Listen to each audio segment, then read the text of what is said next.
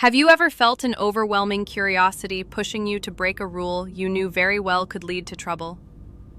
Do you remember that whispering voice in your head, embellishing the consequences of your actions and making the forbidden alluring? Welcome to my world, where this curiosity was my primary and perhaps final motivator. Before we begin, I hope you'll support me by subscribing to the channel, liking this video, and leaving your comments, which I promise to read all of. Let me tell you my story. I remember my grandfather's old house in the village of Seven Valleys. It wasn't just a house, it was a museum of memories. Every corner told a story, and every piece of furniture bore the imprint of a bygone era. My grandfather, may he rest in peace, was a dignified man. His eyes held the wisdom of years, and his voice still echoes in my ears, especially those repeated warnings about a specific room. A small, neglected room, located at the very end of the upstairs hallway. Its wooden door was old, almost crumbling, and had a rusty lock that didn't look like it had been opened in decades. "My son, never go near that room, never open it, no matter what." These were the words my grandfather often repeated whenever we passed by it, or even when I played nearby. He said it in a tone that brooked no argument, with eyes that gleamed with a fear I never understood in my childhood. He never added any details, never explained why, he just warned. And with every warning, the curiosity inside me grew, like a lush tree watered by secrets. What could be inside? Treasures? Ghosts? Something stranger than imagination? My young mind never stopped weaving scenarios. I grew up and moved to the city after my grandfather's passing, but the memories of that house and that forbidden room never left me.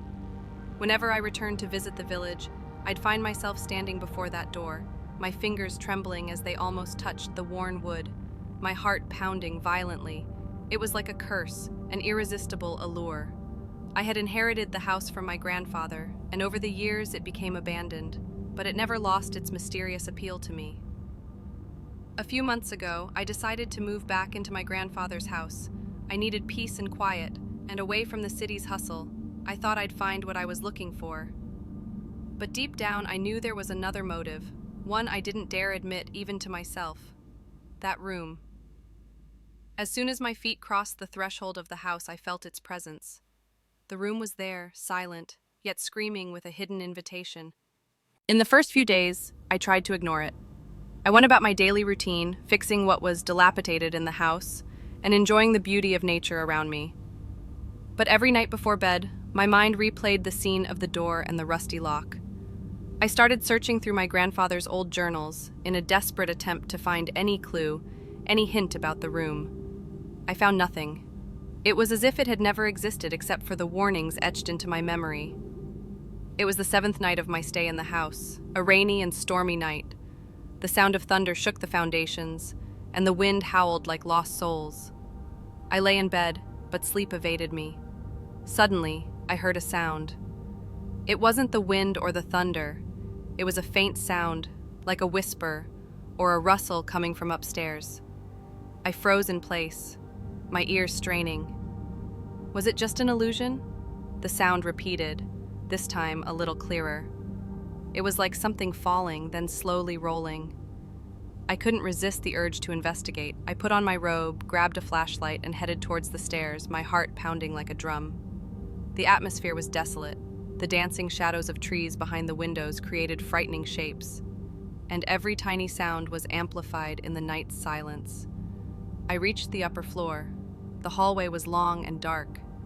I slowly moved the flashlight, illuminating the worn walls. Then my light stopped at the cursed door. Nothing seemed different. The lock was still in place, completely covered in rust. But the sound, was it really an illusion? Then I saw it. Under the door there was a small gap, and through it a faint light seeped out. A light not from outside the house, but from within, from inside the forbidden room. My blood ran cold. There was no source of light in that room, no windows, no electricity. How could this light appear? In that moment, all warnings, all fears, all doubts vanished. There was only one motive left: curiosity. A destructive curiosity that revealed dark aspects of my personality. My trembling hand reached out, touching the rusty lock. It was cold and heavy. There was no key, there was no way to open it by conventional means. I looked around. In one corner of the hallway, there was an old, rusty tool resembling a small crowbar. Perhaps my grandfather used it for repairs. I picked it up, feeling its weight in my hand. I returned to the door, inserted the tip of the crowbar between the lock and the door, and pushed hard. I heard a painful metallic scrape, then a creak, then a deafening crash. My hand trembled and my heart leaped into my throat. I stepped back. The door remained closed, but it was no longer locked. I stood there for a moment, listening to my ragged breaths and my racing heartbeat. There was no turning back now. I slowly pushed the door open. It let out a sharp creak as it swung inward, as if protesting the violation of its sanctity. A strange smell wafted from inside, the scent of old dust, dampness, and something else I couldn't quite identify, something sweet and bitter at the same time. The faint light I had seen from under the door now filled the room. It wasn't the light of a lamp, but a glowing light emanating from the center of the room. I entered slowly, my flashlight still in my hand, but I no longer needed it. The room was small, barely big enough for me. The walls were bare and covered in cobwebs, but in the center, on a small wooden table, there was a box, an old wooden box, engraved with strange carvings I had never seen before. And the light, the glowing light, was emanating from between the cracks of the box. I approached cautiously. The box was closed, but there was no lock on it, just a simple brass clasp. My hand trembled uncontrollably as I reached for the clasp. The moment of truth, a moment my grandfather didn't want me to experience. I opened it. What I saw inside wasn't treasures or ghosts or even something scary in the traditional sense. There was only one thing, a small glass orb. But it wasn't an ordinary glass orb. It glowed with a brilliant blue light, shimmering, as if a miniature galaxy existed within it. The light wasn't still. It moved, it danced, as if it had a life of its own. My hand reached out and touched it. It was strangely cold, but it wasn't just a glass orb. I felt an immense energy flowing from it, piercing my body, filling me with a strange sensation, a feeling of wonder, of power, and of something else I couldn't comprehend, something ancient, deep, as if it connected me to centuries past. In that moment, I began to see. They weren't visions in the visual sense, but rather emotions, memories, and images that flooded into my mind at a frantic pace. I saw my grandfather as a young man, standing before this very box, his face expressing the same wonder and fear. I saw generations before him, my ancestors, all standing before the box, touching it and feeling the same energy. The glass orb held the family's memory, the memory of everyone who had touched it, I realized then. My grandfather wasn't warning me of a physical danger. He was warning me of something bigger. He warned me of a power I couldn't comprehend, of the burden of countless memories, of a heavy weight from the past that he was trying to protect me from. The blue light in the orb grew brighter, as if pulsating. I saw the moment of my grandfather's death, a final moment of peace. Then the light in his eyes faded. I felt his sorrow, his joy, his fear, and his love. All these emotions flooded into me at once. Then I saw something else. I saw my future. They weren't clear images, but flashes, happy moments, and sad ones. I saw myself living a long life, learning, growing, and overcoming challenges. The glass orb wasn't just a repository of the past, it was a window to time itself.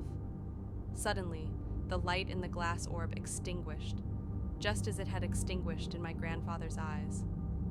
I felt a tremendous void inside me, as if the energy that had flowed into me had withdrawn, leaving behind a feeling of exhaustion, but also a strange sense of knowledge.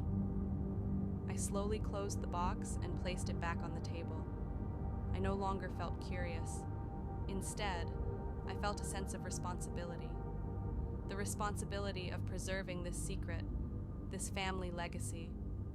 I understood now why my grandfather had warned me. He didn't want me to be overwhelmed by all these memories, all this history, all at once. He wanted me to live my life, not to drown in the past. I left the room, closing the door behind me. I was no longer concerned with the lock or its old door. The room had become a part of me, a part of my understanding of my history and myself. In that moment, I knew that some secrets must remain hidden, but others reveal themselves when you are ready to bear them. Now that I've shared my story with you, I wonder, do you have any mysterious family secrets? Is there a forbidden room in your house, or a story yet untold? Share your stories with me in the comments below, and don't forget to like the video and subscribe to the channel to support the content. I eagerly await your interaction.